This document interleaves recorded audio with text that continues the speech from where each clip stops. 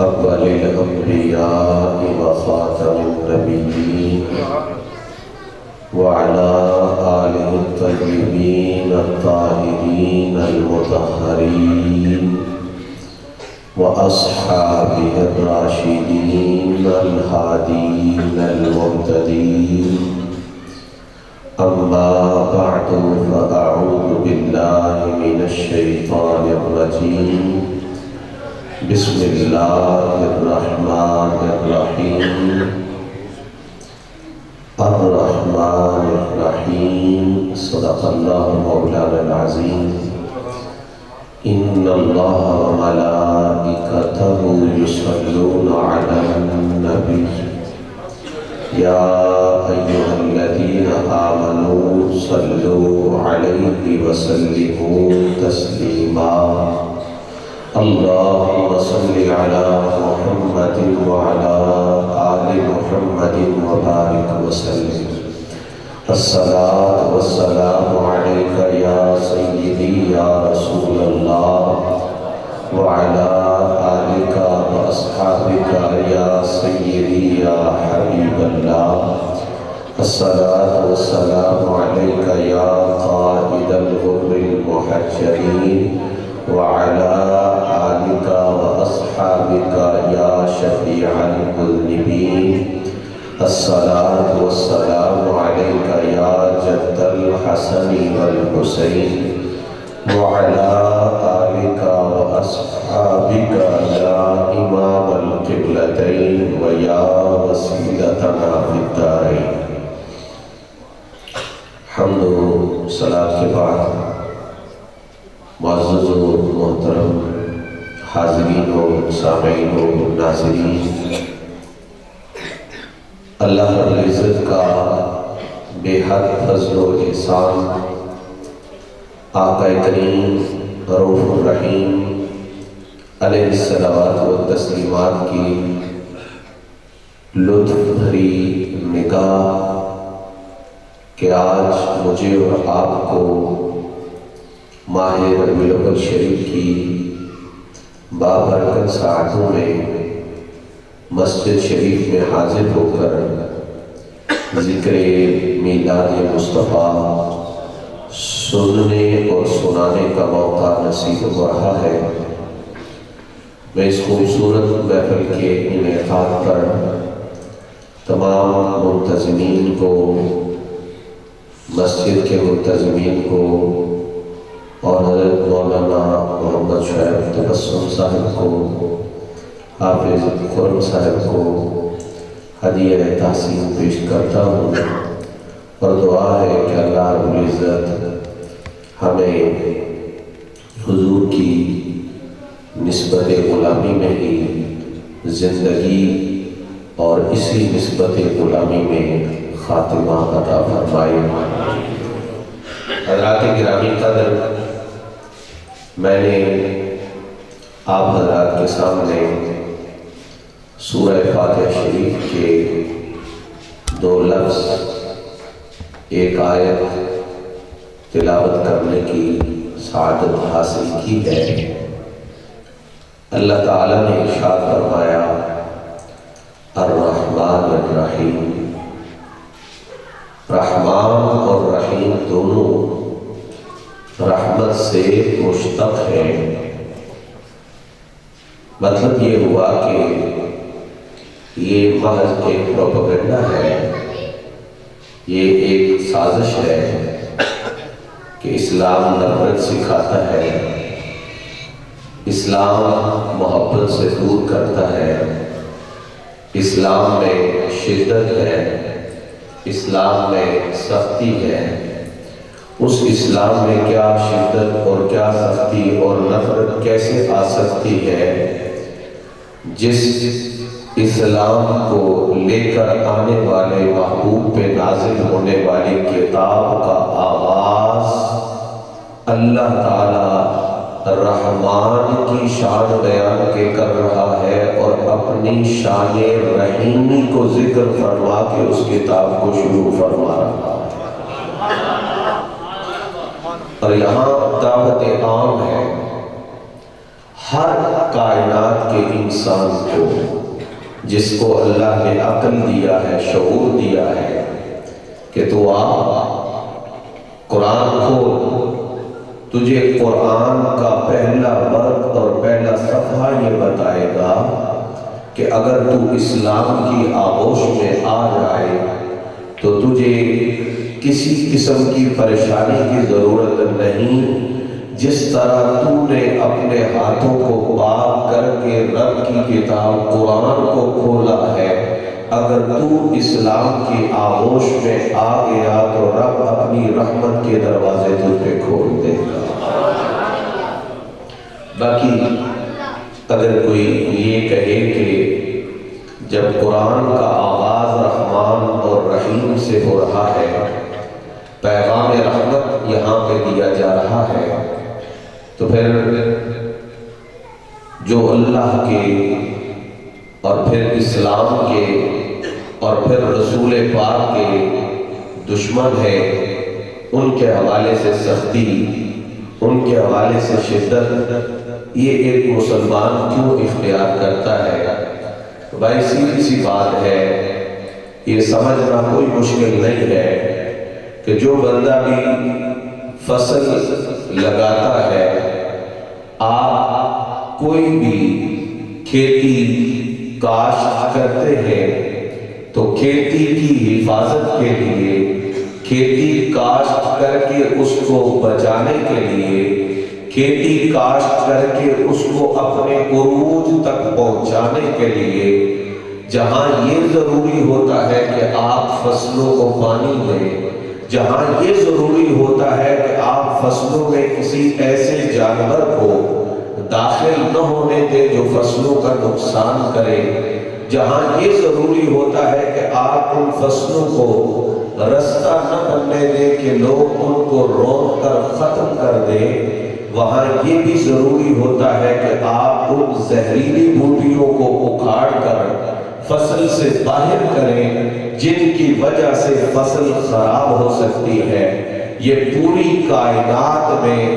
جتنی انسان موجود ہیں، جتنے جانور موجود ہیں، جتنے چرند و پرند موجود ہیں، بڑی توجہ سے یہ بات سنیے گا، اللہ کی جتنی مخلوق اس کائنات میں موجود ہے، اس مخلوق کی سلامتی کے لیے، اس مخلوق کی حفاظت کے لیے، اس مخلوق کی بقا کے لیے یہ لازم اور ضروری ہے کہ جو زہریلی بوٹی اللہ کے محبوب کی ناموس پہ حملہ کرے تو اس کو بچانے کی خاطر پوری فصل کو داؤ پہ نہ لگاؤ بلکہ اس کو اٹھا کے باہر پھینکو تاکہ پوری فصل ضائع ہونے سے محفوظ ہو جائے۔ یہ بات میں نے کوئی ادیبانہ انداز میں نہیں کی، اگر آپ غور کریں قرآن مجید پر تو جہاں تک آپ کو ملے گا کہ اللہ کے دشمنوں سے دنیا بھری ہے لیکن عذاب نہیں آیا، اللہ کو نہ ماننے والے موجود ہیں، اللہ نے عذاب نازل نہیں کیا۔ قرآن کی سٹڈی کریں آپ، اللہ رب العزت کے سوا بتوں کے سامنے سجدہ کرنے والے لوگ موجود ہیں، مگر اللہ تعالیٰ کی طرف سے عذاب نہیں آ رہا۔ عذاب کب آیا؟ جب قوم نے نبی کی دشمنی شروع کر دی۔ جس قوم پر بھی عذاب آیا اس وقت تک اللہ نے عذاب نہیں بھیجا جب تک وہ قوم نبی کی جان کی دشمن نہیں بن گئی۔ جب انہوں نے نبی کی جان کو نقصان پہنچانا چاہا تو اللہ رب العزت نے ان پر عذاب اتارا۔ میں کہنا یہ چاہتا ہوں کہ یہ ساری کائنات اس وقت تک بچی ہے جب تک مسلمانوں میں، جب تک کلمہ گو لوگوں میں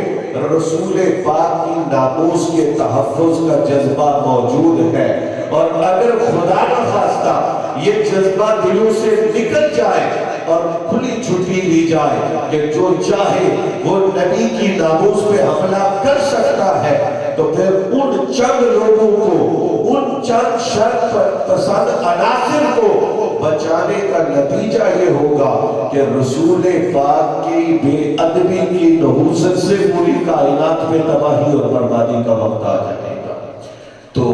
یہ میں عرض یہ کرنا چاہتا تھا کہ اللہ نے قرآن کا آغاز کیا رحمان اور رحیم سے۔ اختصار کے ساتھ میں آگے چلوں کہ مفسرین نے رحمان اور رحیم کی تفسیر کرتے ہوئے یہ لفظ ذکر کیے ہیں کہ یا رحمان الدنیا و یا رحیم الآخرہ، بیضاوی وغیرہ میں بھی یہ الفاظ موجود ہیں۔ رحمان کا مطلب کیا ہے؟ رحمان الدنیا، رحمان وہ ہے جو اس دنیا میں جس طرح اپنے مومن بندوں کو اپنی نعمتیں عطا فرمائے ویسے ہی کافروں کو بھی نعمتوں سے سرفراز فرمائے۔ اس دنیا میں اپنے بھی کھا رہے ہیں اور بیگانے بھی، بولیے۔ اللہ تعالیٰ نے جہاں مسلمانوں کو رہنے کے لیے گھر دیے ہیں وہاں کافروں کو بھی رہنے کے لیے دیے ہیں نا۔ بعض مسلمانوں کے گھروں سے بعض کافروں کے گھر زیادہ بہتر ہوتے ہیں، زیادہ اچھے ہوتے ہیں۔ جس طرح اللہ تعالیٰ کھانے کی اشیاء یہاں مسلمانوں کو دیتا ہے ویسے ہی کافروں کو بھی عطا فرماتا ہے۔ جس طرح یہاں ہم پانی پی کر اپنی پیاس بجھاتے ہیں، بڑے مہنگے اور قیمتی مشروبات کافر بھی استعمال کرتے ہیں، تو رحمان کا معنی یہ ہے کہ جو دنیا میں سب پہ اپنی نعمتوں کا فیض جاری کرے، ایمان والوں کو بھی نعمتیں دے اور بے ایمان بھی اس کی نعمتوں سے فائدہ اٹھا رہے ہوں۔ اور رحیم کا معنی یہ ہے یا رحیم الآخرہ، کہ جو آخرت میں اپنے مومن بندوں کو اپنی رحمتوں اور نعمتوں کا فیض عطا فرمائے۔ آخرت میں اپنے صاحب ایمان بندوں پر اپنی نعمتیں نازل فرمائے، انہیں اپنی نعمتوں سے فائدہ اٹھانے کی توفیق عطا فرمائے، تو اسے کہتے ہیں رحیم۔ نتیجہ یہ نکلا کہ ہم چونکہ حضور کا کلمہ پڑھتے ہیں، ہم سرکار کا یہ تو اوکھی بات نہیں ہے، سوکھا لفظ ہے، ہم سب سرکار کا کلمہ، اور الحمدللہ ہم مسلمان ہیں۔ ہم کون ہیں؟ مسلمان۔ بڑی توجہ، میں نے کہا کہ دنیا میں اللہ کی نعمتیں سب کے لیے ہیں، آخرت میں اللہ کی نعمتیں صرف اہل ایمان کے لیے ہیں۔ اب ہم چونکہ مسلمان ہیں، چونکہ اللہ نے ہمیں نعمت ایمان عطا فرمائی ہے، تو پھر نتیجہ یہ ہوا کہ ہمیں یہ امید ہے کہ جس طرح رب اس کائنات میں ہمیں اپنی نعمتیں عطا فرما رہا ہے، اس جہان میں بھی ہمیں اپنی نعمتیں عطا، اس جہان میں بھی ہمیں اپنی نعمتیں عطا فرمائے گا۔ بس اب آئیے کہ محفل میلاد کیوں ہے، یہ میلاد کیوں سجائے جاتے ہیں، یہ حضور کا ذکر کیوں ہے، یہ سرکار کی آمد کے تذکرے کس لیے ہے؟ میں قرآن مجید سے دو لفظ پڑھوں گا۔ اللہ کریم فرماتا ہے اِنَّا أَعْطَيْنَاكَ الْكَوْثَرَ، دوسرے مقام پہ فرمایا وَلَسَوْفَ يُعْطِيكَ رَبُّكَ فَتَرْضَىٰ۔ آتینا ماضی کا صیغہ ہے، وَلَسَوْفَ يُعْطِيكَ مستقبل کے لیے ہے، سوفا نے آتے اسے مستقبل کے ساتھ خاص کر دیا۔ زبانیں اصل میں دو ہی ہیں، ایک ماضی ایک مستقبل۔ حال اصل میں کچھ نہیں ہوتا، گزر جائے تو وہ ماضی کا حصہ ہے، ابھی نہیں آیا تو وہ مستقبل کا حصہ ہے۔ جو سانس گزر گئی وہ ماضی بن گئی، جو سانس ابھی آئی نہیں وہ مستقبل ہے۔ زبانیں دو ہی ہیں، ایک ماضی ایک مستقبل۔ اللہ فرماتا ہے اگر ماضی دیکھنی ہے تو اِنَّا أَعْطَيْنَا، ہم نے اپنے محبوب کو عطا کر دیا ہے الکوثر۔ کیا دیا؟ کوثر دیا۔ اور اگر مستقبل دیکھنا ہے تو وَلَسَوْفَ يُعْطِيكَ رَبُّكَ فَتَرْضَىٰ، اے محبوب آپ کو دیں گے، اتنا دیں گے کہ آپ راضی ہو جائیں گے۔ اب توجہ اس بات پہ رہے، دنیا میں بھی اس کی نعمتیں مل رہی ہیں، عقبہ میں بھی اس کی نعمتیں ملیں گی۔ مولا کہتا ہے دیکھو میں نے دنیا کی ساری نعمتیں اپنے محبوب کو دی۔ اب کوئی کہے کہ لفظ تو کوثر کا آیا ہے، یہ ساری نعمتیں کیسے آئی؟ تو بڑی توجہ، اللہ تعالیٰ نے یہ جو دنیا اور دنیا کی نعمتیں پیدا کی ہیں، زندگی ساری بھی لگ جائے بلکہ ہزاروں زندگیاں لگ جائیں، ہم ان نعمتوں کو شمار نہیں کر سکتے جی، جن سے ہم فائدہ اٹھاتے ہیں۔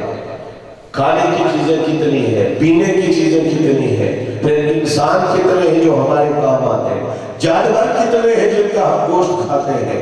اللہ تعالیٰ نے کیسے کیسے درخت بنائے جن کی ہوا اور جن کے پھلوں سے ہمیں فائدہ ملتا ہے۔ یہ انگنت نعمتیں ہیں اللہ کی جن کو ہم شمار نہیں کر سکتے، لیکن ہم شمار نہیں کر سکتے۔ جس نے پیدا کی ہے وہ تو جانتا ہے نا کہ کتنی ہے، ہم شمار نہیں کر سکتے، مگر جو ان کا خالق ہے وہ تو جانتا ہے نا کہ کتنی ہے۔ ہم پوچھتے ہیں مولا بتا یہ تیری نعمتیں، یہ دنیا، یہ جہان، یہ کائنات کتنی وسعتیں رکھتی ہے؟ مولا فرماتا ہے قل متاع الدنیا قلیل، اے میرے محبوب انہیں بتا دو جس کو یہ وسیع سمجھتے ہیں، جس کی انتہائی ان کو نہیں ملتی، جن کی نہایت تک ان کا علم نہیں پہنچتا، میں خالق کہتا ہوں میری نظر میں متاع الدنیا قلیل، وہ قلیل سے اوپر کسی حیثیت کے لائق بھی نہیں ہے۔ آپ کسی بندے سے جا کر کہیں مجھے 10 لاکھ چاہیے، تو وہ آپ کو جواب دے 10 لاکھ تو جب مرضی لے لینا، کوئی مسئلہ نہیں ہے، اگر کوئی زیادہ رقم ضرورت ہوئی تو 2 دن پہلے بتا کے آنا۔ میں آپ کی توجہ چاہوں گا، جس کے لیے 10 لاکھ معمولی ہے، جس رقم کو وہ زیادہ کہتا ہے وہ کتنی ہوگی؟ بات سمجھ شریف میں آ رہی ہے۔ اللہ نے کہا یہ پوری کائنات میری نظر میں قلیل ہے، بتائیں جس کی نظر میں اتنی بڑی دنیا، اتنی بڑی کائنات قلیل ہے، اگر کسی چیز کو وہ کثیر کہہ دے تو اس کی کثرت کا عادت کیا ہوگا؟ لیکن یاد رکھیں جو اگلا جملہ ہے، قلیل سے کثیر تک شاید کوئی پیمانہ پہنچ جائے، شاید کوئی اندازہ لگا دے کہ اتنی منزلیں ہیں، لیکن کثیر سے کوثر، پیار سے کہیے، محبت سے کہیے، یہی تو ایک سہارا ہے جو گرمی محشر سے نجات دلانے والا، یہی تو ایک آس ہے کہ گرمی محشر کا تصور جب بدن کو پگھلاتا ہے تو ٹھنڈی ہوا گنبد خضرا سے آ کے کہتی ہے شکر کرو کہ ساقی کوثر کی غلامی کی صدر تمہارے پاس موجود ہے۔ تو قلیل سے کثیر کتنا، یہ کثیر میرا اور آپ کا کثیر نہیں، یہ اللہ کا کثیر ہے، جس کے سامنے یہ ساری کائنات قلیل ہے، بھلا اس کا کثیر کیا ہوگا؟ اور پھر کثیر سے کوثر تک کا سفر اتنا ہے، اتنا ہے، اس پر میں دلیل قائم کروں گا۔ کثیر سے کوثر کا سفر اتنا ہے کہ جس کو کوئی پیمائش میں لا ہی نہیں سکتا، اس پر میں دلیل قائم کروں گا۔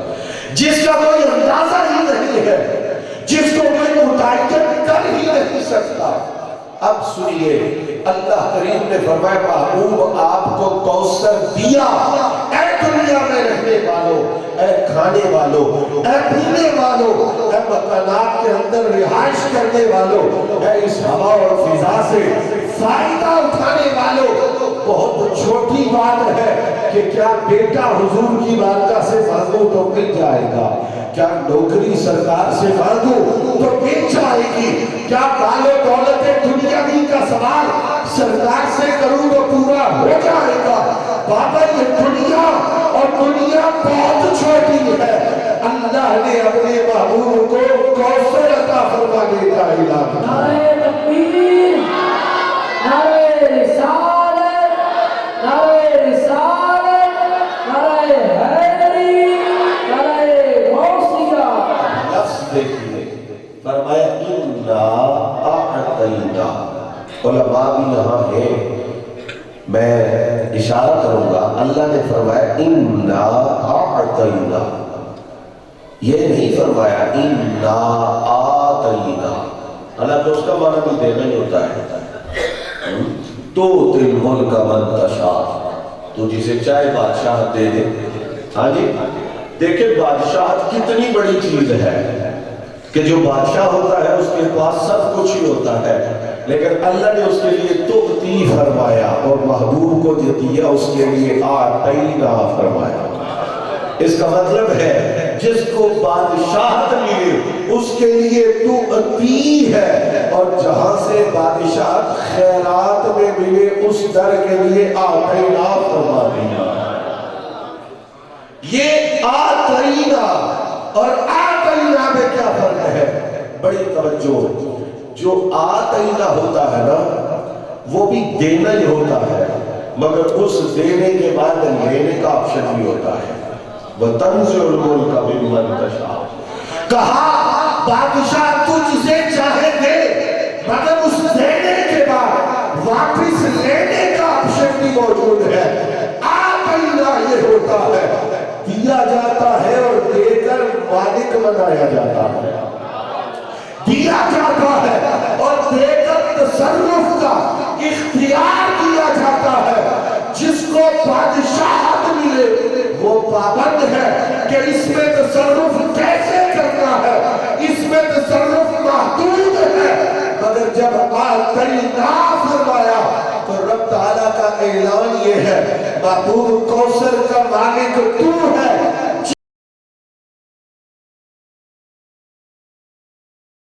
جسے چاہے جب چاہے جس انداز میں چاہے تو عطا کرے، سارے اختیار محبوب تیرے دستے کرم میں عطا کر دیے۔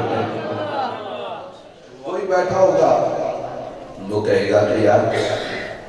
سنتے تو ہیں کہ کوثر ایک نہر ہے، کوثر ایک حوض ہے، کوثر پانی ہے، تو یہ شاہ صاحب نے تو کوثر میں اتنا کچھ بتا دیا ہے۔ بڑی توجہ سے اس بات کی طرف میں اشارہ کروں گا، اللہ نے یہ نہیں فرمایا آتَیْنَا، فرمایا آتَیْنَا۔ ایک وجہ تو یہ ہے کہ جو آتَیْنَا ہے وہ دے کر لیا جا سکتا ہے، جو آتَیْنَا ہے اس کا مالک بنایا جاتا ہے، اس کا مالک بنایا جاتا ہے۔ اور دوسری بات یہ ہے آتَیْنَا جو ہے، آتَیْنَا اس کا معنی ہے ایک دفعہ دینا، توجہ ہے، جو بادشاہت ہے تو وہ ایک بار یہ عطا کی جاتی ہے، آ جائے سیڑھی پہ بیٹھ گیا بادشاہ بن گیا۔ اور آتَیْنَا کا کیا معنی ہے؟ آپ محظوظ ہوں گے، آتَیْنَا کا معنی دینا نہیں ہے، آتَیْنَا کا معنی ہے دیتے رہنا۔ کیا سے آتَیْنَا کا معنی ہے دینا، آتَیْنَا کا معنی ہے دیتے رہنا۔ میں نے آپ سے کہا تھا کہ کوثر تک پہنچنے کے لیے کوئی پیمانہ ہے ہی نہیں، اس لیے پیمانہ تو تب قائم ہو کہ جب دے کر کسی حد پر یہ سلسلہ رک جائے۔ اور آتَیْنَا کا معنی ہے دیتے رہنا، جب اللہ کی عطا کہیں رک نہیں سکتی تو پھر کوئی کوثر کی انتہا کیسے مقرر کر سکتا ہے؟ ایک بات میرے دل کو لگی ہے، ایک بات میرے دل کو لگی ہے، وہ میں آپ سے شیئر کرنا چاہتا ہوں۔ کوثر کی کثرت کیا ہے میں نے کہا اس کا اندازہ لگایا ہی نہیں جا سکتا۔ ہاں ایک بات جو دل کو لگتی ہے وہ ہمیں کوثر کی معمولی سی جھلک کا ایک جلوہ دکھاتی ہے، اور وہ کیا ہے کہ خالق کل آپ کو، خالق کل آپ کو مالک کل بنا کا کوثر کے لیے اور تو کچھ نہیں کہا جا سکتا۔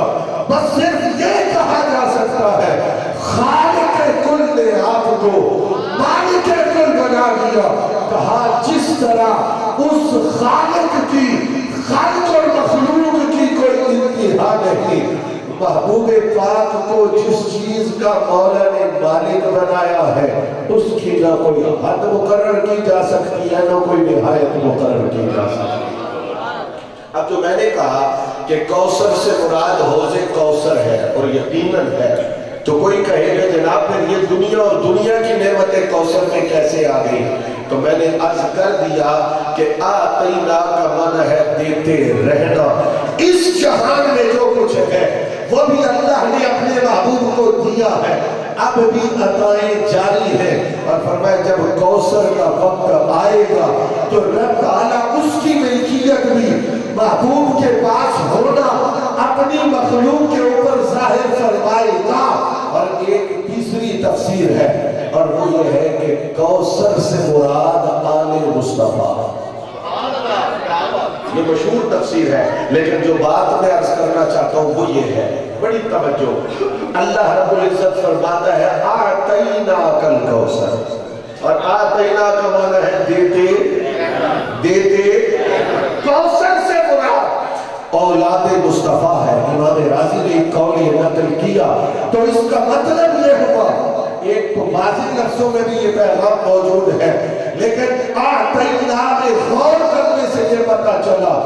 ہر نسل کے لیے انقطاع ہے، ہر نسل ختم ہو سکتی ہے، ہر خاندان کا اختتام ہو سکتا ہے۔ آتینا کل کوثر، رسول پاک کی نسل کا اختتام نہیں ہو سکتا، اس لیے کہ اللہ نے یہ کہا ہی نہیں کہ ہم نے آپ کو اولاد دی ہے، اللہ نے فرمایا ہے ہم اولاد دیتے رہیں گے، دیتے رہیں گے، دیتے رہیں گے۔ دنیا کے شجرے کسی جگہ آگے ختم ہو جائیں گے اور جو شجرہ قیامت تک کے لیے جاری و ساری رہے گا، بلکہ حضور نے فرمایا جب کوئی مرتا ہے ہر خاندان ختم ہو جاتا ہے، میرے نسب کا سلسلہ مرنے کے بعد بھی جاری و ساری رہتا ہے۔ کیوں؟ آتینا کل کوثر، آتینا کا مطلب یہ ہے کہ دیتے رہنا، دیتے رہنا، دیتے رہنا۔ اور اس پر ایک اشارہ کر کے میں آگے چلوں گا، حضور نے فرمایا میرا بیٹا حسن سبت ہے، سبت من الاسباط، اور امام حسین کے لیے بھی یہ لفظ ہے سبت من الاسباط۔ سبت کا معنی نواسا بتایا جاتا ہے اور یہ معنی ٹھیک ہے، لیکن سبت اس درخت کو کہتے ہیں جس کی شاخیں بہت زیادہ ہو، گویا کہ حضور حسن پاک حسین پاک کو اپنا سبت کہہ کے فرما رہے تھے میرے حسن کی شاخ بھی بڑی وسعت سے چلے گی، غوث اعظم جیسے شہزادے پیدا ہوں گے اور میرے حسین کی نسل بھی قیامت تک جاری و ساری رہے گی، انقطاع کا شکار نہیں۔ اگلا جملہ جو میں نے پڑھا، اللہ فرماتا ہے وَلَا سَوْفَ يُعْطِيكَ رَبُّكَ فَتَرْضَىٰ، محبوب آپ کا رب آپ کو اتنا دے گا کہ آپ راضی ہو جائیں۔ آپ اب اس کا معنی کیا ہے میں اپنے حضرت کی زبان میں آپ کو بتا دیتا ہوں۔ تاجدار گولڈا فرماتے ہیں یعطیک ربک داستسا، اللہ نے اپنے محبوب سے کہا یعطیک ربک فتردا تھی پوری آس اسا، اور جب فرمایا فتردا اتنا دیں گے کہ آپ راضی ہو جائیں گے تو ہمیں آس امید لگ گئی۔ کیا آس لگی؟ لجپال کریسی پاس اسا، یہ امید لگی کہ اگر حضور کی رضا پہ ہی آخری فیصلہ ہونا ہے نا تو پھر ہمارا کام بن جائے گا۔ سنتے ہیں کہ محشر میں بس ان کی رسائی ہے، گر ان کی رسائی ہے لو جب تو بنائی ہے۔ کہا جب یہ سنا فتردہ تھی پوری آس اسا، لجپال کریسی پاس اسا، اشفا تو شفا صحیح پڑھیا۔ مطلب تو یہی ہے نا کہ یہاں بات امت کی بخشش کی ہو رہی ہے، بات امت کی بولیے بات امت کی بخشش کی ہو رہی ہے، لیکن اللہ نے یوں نہیں فرمایا یغفر لک ربک،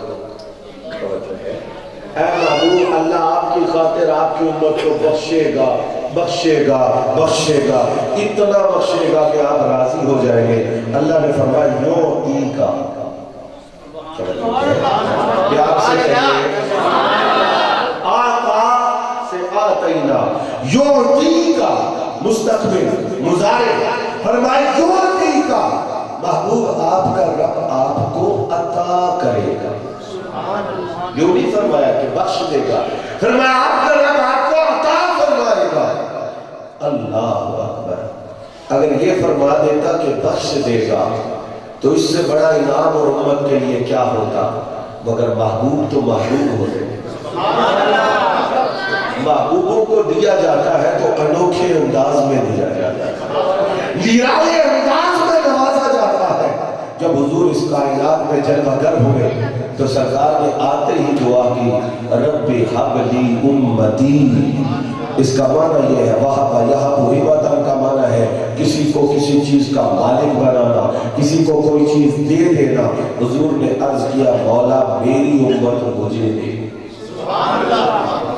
میری امت مجھے دے اب محبوب نے چونکہ مانگا تھا محبوب نے یہ نہیں کہا اغفر لی امتی کہ مولا میری خاطر میری امت بخش دے محبوب نے کہا تھا حب لی امتی مجھے میری امت دے دے اللہ نے فرمایا ہم بھی یغفر نہیں کہیں گے ہم یعطی کہیں گے آپ نے امت مانگی ہے ہم نے امت دے دی کیا فرماتے ہیں مانگیں گے مانگے جائیں گے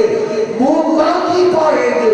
کہا ہم حضور سے مانگیں گے اور سرکار اللہ سے ہمیں مانگیں گے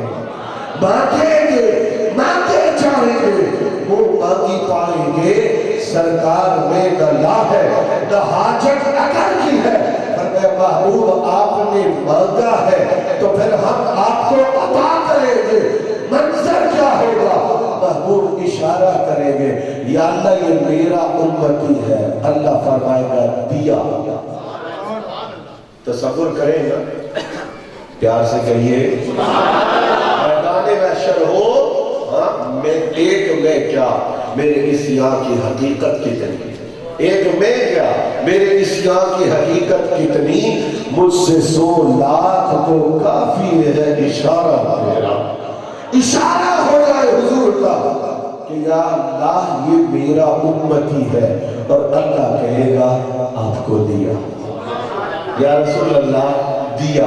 یا رسول اللہ دیا یا رسول اللہ دیے یا رسول اللہ دیے بلکہ میں حدیث کی روشنی میں تھوڑا سا آگے چلتا ہوں دادا صاحب لے کے جائیں گے حضور یہ میں ساتھ لے کے آیا ہوں ان کے بارے میں کیا حکم ہے اللہ کہے گا جو تیرا علی اجمیری لے کے آیا ہے دیے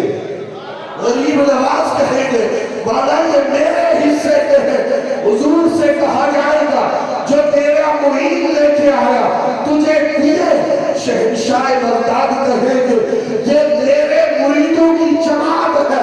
مولا کہے گا محبوب جو تیرا لاڈلا بغداد کا دھولا لے کے آیا تجھے دیے اس وقت تک یہ دینے کا سلسلہ چلے گا جب محبوب کی زبان سے نکلے یا اللہ جو تو تھے میرے توجہ ہے جو تو تھے میرے وہ سارے آ گئے اور جنت میں چلے گئے فرمایا جب تک محبوب اپنی زبان سے یہ نہ کہے محبوب امت مانگتے جائیں گے ہم امت حضور کے نام کریں نعرہ تکبیر نعرہ رسالت نعرہ رسالت آمد مصطفیٰ آمد مصطفیٰ آمد مصطفیٰ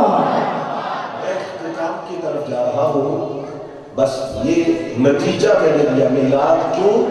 اس جہان میں پوری ذمہ داری سے کہہ رہا ہوں ویڈیو ریکارڈنگ بھی ہو رہی ہے جہاں تک پہنچے میری ذمہ داری ہے اس جہان میں بھی جتنی نعمتیں ہیں ان کا مالک اللہ نے اپنے محبوب کو بنایا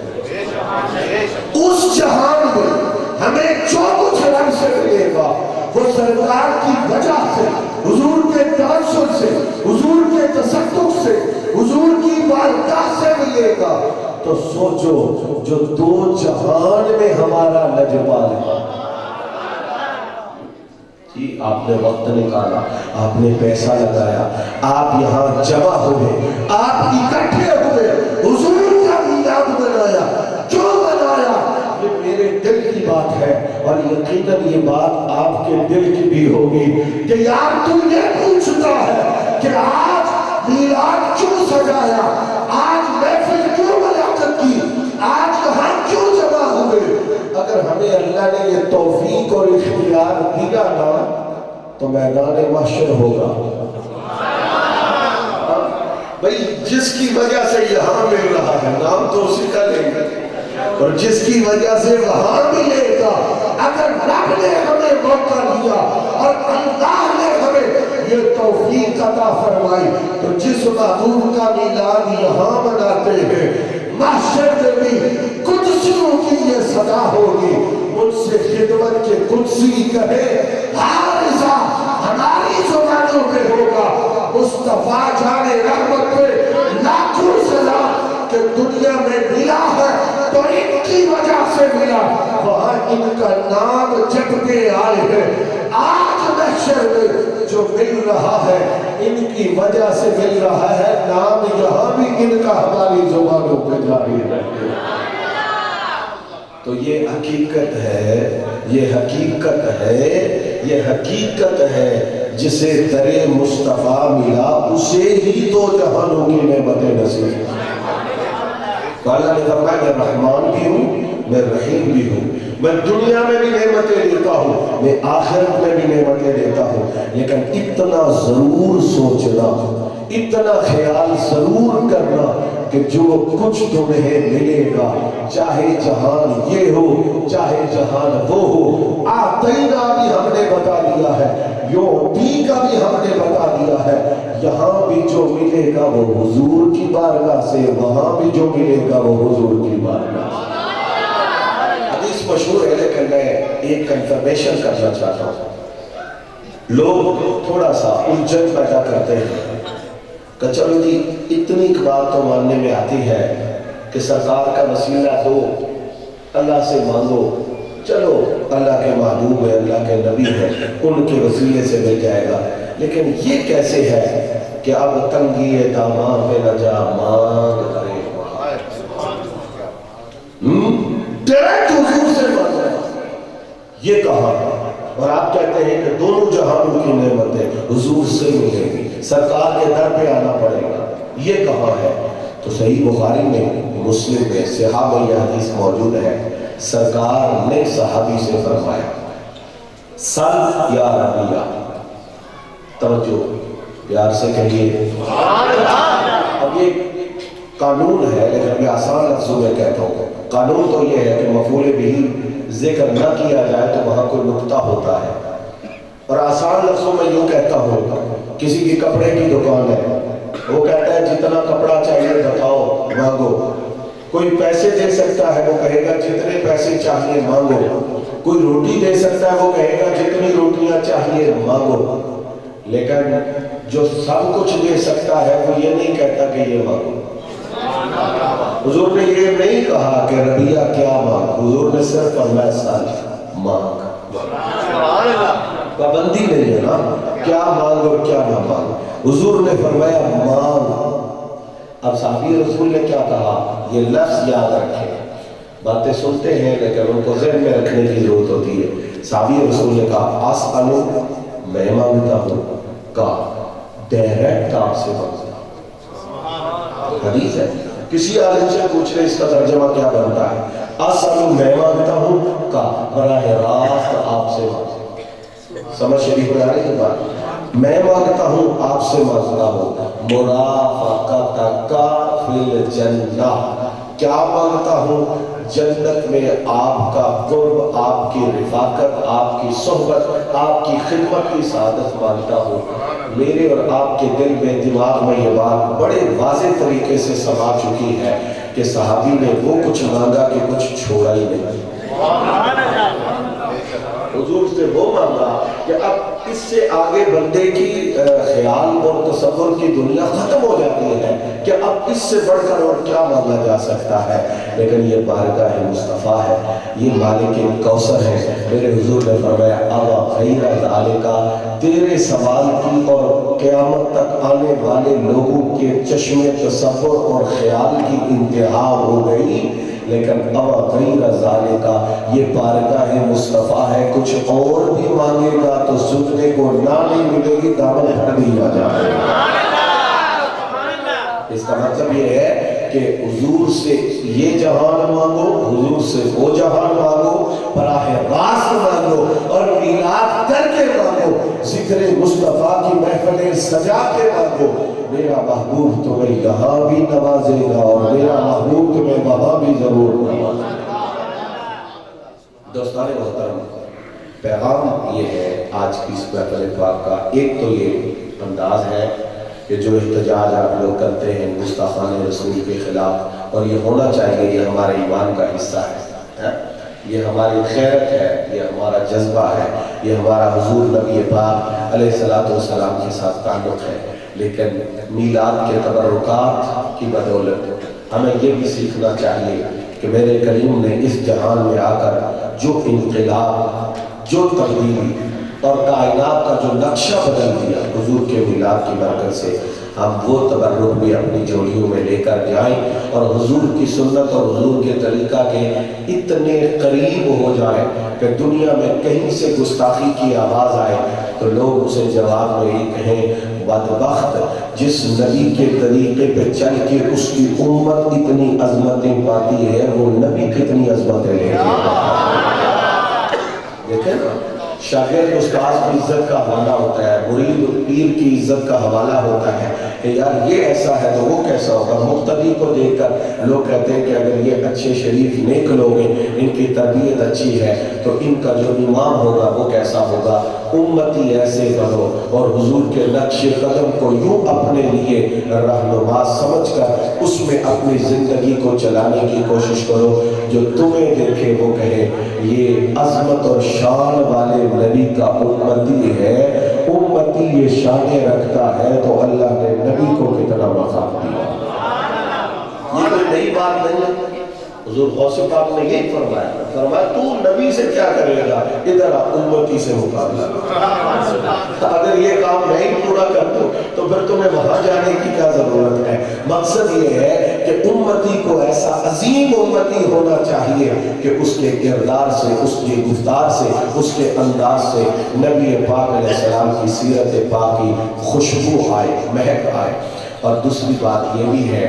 کہ حضور کی میلاد نے ہمیں ماں کا ادب دیا ہے، باپ کا ادب دیا ہے، بیٹی کے ساتھ شفقت بتائی ہے، پڑوسیوں کے حقوق بتائے ہیں. یعنی ظلم اور جبر کے اور ناانصافی کے تمام تر جو نظارے تھے ان کو کائنات سے ختم کر کے پورے جہان میں عدل، انصاف اور محبت کا نور حضور نے پھیلایا. جس سے ہمیں یہ بات سیکھنی ہے کہ آج میلاد کی محفل سے آپ دوسرا لنگر اور تبرک بھی لے کے جائیں گے، مگر میلاد کا تبرک یہ لے کے جائیں کہ جس کی ماں کے ساتھ نہیں بنتی، ادب نہیں ہے، احترام نہیں ہے، باپ کا ادب اور احترام نہیں ہے، وہ اتنا ضرور سوچے کہ میلاد والے آقا نے آ کر بتایا ہے کہ ماں اس درجے پہ ہے، باپ اس درجے پہ ہے. میلاد کا لنگر یہ ہے کہ جو بے ادب ہے وہ ماں باپ کا ادب کرنے والے بن جائے. بیٹیوں کو بوجھ سمجھنے والے بیٹی کو اپنے لیے رحمت سمجھے، کیونکہ میرے آقا نے بتایا ہے کہ بیٹی باپ کے لیے کیا ہوتی ہے، رحمت. بیٹی باپ کے لیے کیا ہوتی ہے، رحمت ہوتی ہے. اور میں یہ بات کہوں گا کہ اگر باپ، فیملی ہوتی ہے مختلف، 3 بندوں کی فیملی ہے، ایک باپ ہے، ایک بیٹی ہے، ایک اہلیہ ہے، تو یہ 3 بندوں کی فیملی ہے. بعض اوقات خاندان تک بات ہوتی ہے کہ بندہ پورے خاندان کا بڑا ہوتا ہے، سربراہ ہوتا ہے. بعض اوقات گلی محلے تک آدمی کا نام ہوتا ہے. بعض اوقات پورے ملک تک بندے کی جو اختیارات ہیں ان کا دائرہ ہوتا ہے. جو بیٹی ہوتی ہے نا وہ رحمت ہوتی ہے. اگر آپ ایک گھر تک محدود ہیں نا تو اس بیٹی کی رحمت کا اثر اس گھر تک پھیلتا ہوا آپ کو نظر آئے. اگر آپ ایک خاندان کے بڑے ہیں تو آپ کو جو اللہ نے بیٹی اور اولاد دی ہے بیٹی کی شکل میں، اس کی رحمت کا اثر اس خاندان تک پہنچے گا۔ یعنی حاصل کلام یہ ہے کہ جتنا باپ کا دائرہ کار ہوتا ہے، جو بیٹی ہوتی ہے نا، اس کی وجہ سے جو رحمت کے اثرات ہیں وہ وہاں تک پہنچتے ہیں۔ ایک جملہ تو مجھے کہنا ہے کہ جو اس ہستی کی شہزادی ہے جو اولین و آخرین کے لیے نبی بھی بن کے آئے ہیں، رحمت بھی بن کے آئے، تو مجھے یہ کہنا ہے کہ باپ کا دائرہ کار جتنا ہوتا ہے، بیٹی کے رحمت کے اثرات وہاں تک جاتے ہیں۔ یہ کائنات جب سے شروع ہوئی ہے، جب تک یہ کائنات باقی رہے گی، سیدہ زہرا کے فیضان اور سیدہ زہرا کی بارگاہ کی رحمت اور سیدہ زہرا کی بارگاہ کا صدقہ ملتا رہا ہے، مل رہا ہے اور قیامت تک ملتا رہے گا۔ کوئی بدبخت خود محروم نہ ہونا چاہے، محرومی کی طرف نہ جانا چاہے، تو سیدہ طیبہ طاہرہ اس ہستی کی شہزادی ہے جو کل عالمین کے رسول اور نبی ہے۔ سیدہ پاک کی وجہ سے جو فیضان رحمت ہے وہ بھی ساری کائنات کے لیے عام اور شامل ہے۔ تو یہ میلاد کا سبق لے کر جائے، میلاد کا درس لے کر جائے، میلاد کا تبرک لے کر جائے۔ اللہ رب العزت کی بارگاہ میں دعا ہے کہ وہ آج کی اس بزم کو اپنی بارگاہ میں شرف قبولیت عطا فرمائے، اور ہمیں جب تک اللہ تعالیٰ زندگی دے تو حضور کے میلاد کو مناتے رہنے کی توفیق عطا فرمائے، اور جب ہمارا خاتمہ ہو تو نبی پاک علیہ السلام کی محبت میں خاتمہ ہو، اور جب ہم روز محشر اٹھیں تو حضور کی محبت میں اللہ ہمیں اٹھنا۔ تو ایک بات ہے اور اس میں ہم سب شریک بھی ہو جائیں گے، حضور کے میلاد کا جشن بھی ہو جائے گا اور نعت بھی ہو جائے گی۔ مجھے یا میرے جیسے آپ جتنے لوگ بیٹھے ہیں، ہمیں خوش آوازی سے پڑھنا تو نہیں آتا، لیکن میں آج آپ کو یہ بات کہہ رہا ہوں کہ جو بھی سرکار کا کلمہ پڑھتا ہے وہ سرکار کا نعت خوان ہے۔ ٹھیک ہے، آپ پیسے دے کر، آپ مک مکا کر کے،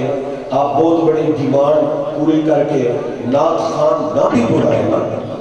میں نے کل ایک جگہ پر کہا کہ ایک زمانہ وہ بھی تھا، یہ تو ہمارے اچھے بچے نعت خوان ہیں، اللہ رسول کی رضا کے لیے پڑھتے ہیں۔ میں یہ بات کر رہا ہوں کہ جو لوگ یہ کرتے ہیں دین کے نام ہے، آپ ان کو نہ بھی بلائیں نا۔ اچھا زمانہ تھا، 10-15 بندے گھر میں بیٹھے رہتے تھے، اور پتہ ہے کیا ہوتا تھا؟ یہ جو بزرگ لوگ ہیں انہوں نے بھی دیکھا ہے، جو جوان ہے آج سے 10-15 سال پہلے یہ ہوتا تھا، چھوٹے سے محفل میں بیٹھے ہوتے تھے اور ایک دوسرے سے کہتے تینوں آتی ہے نعت۔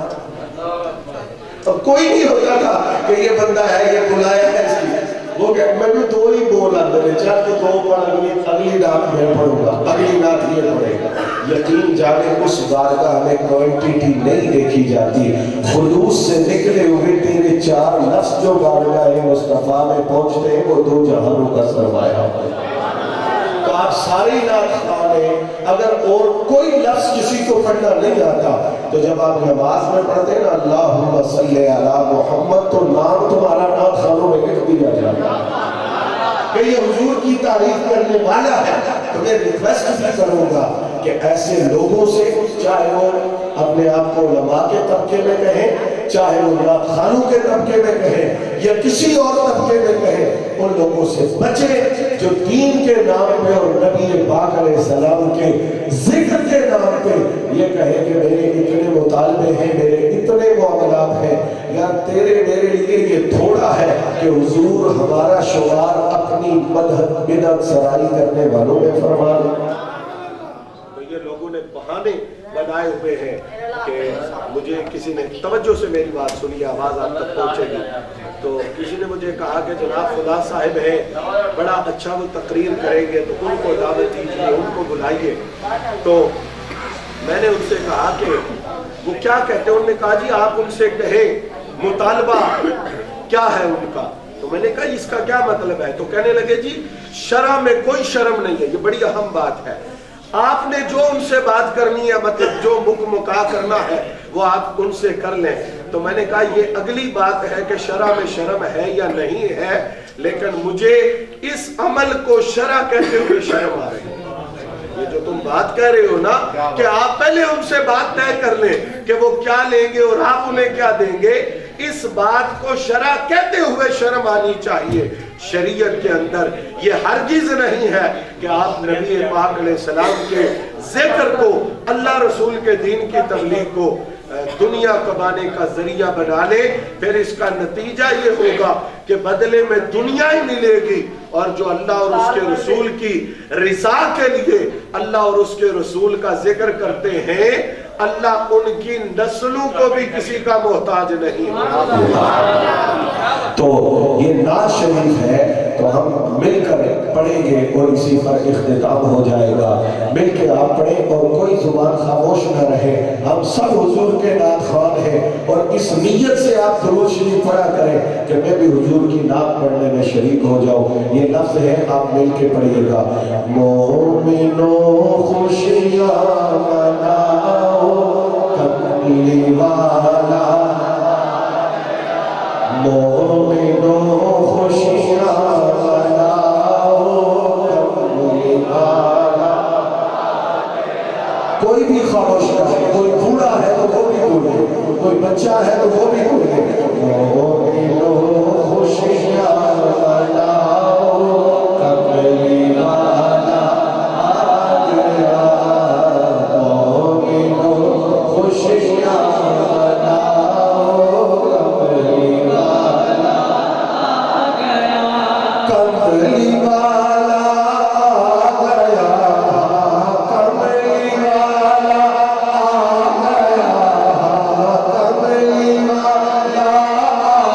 گیا، کملی والا آ گیا، کملی والا آ گیا، کملی والا آ گیا، کملی والا آ گیا، مومنو خوشیاں مناؤ کملی والا آ گیا، رب سلم رول گلاؤ کملی والا آ گیا، مومنو خوشیاں مناؤ کملی والا آ گیا، کہہ دیجیے مومنو خوشیاں مناؤ کملی والا آ گیا۔ یہ کملی والا اس لیے کہتے ہیں نا کہ یہی رحمت والی کملی ہے جو ہمارے عیب بھی چھپائے گی، ہاں، اور رحمت کی ہوا بھی اسی چادر رحمت سے آئے گی، اس لیے شرمانے کی ضرورت نہیں۔ مومنو خوشیاں مناؤ کملی والا آ گیا، کملی والا آ گیا، کملی والا آ گیا، کملی والا آ گیا، مومنو خوشیاں مناؤ کملی والا، رب سلم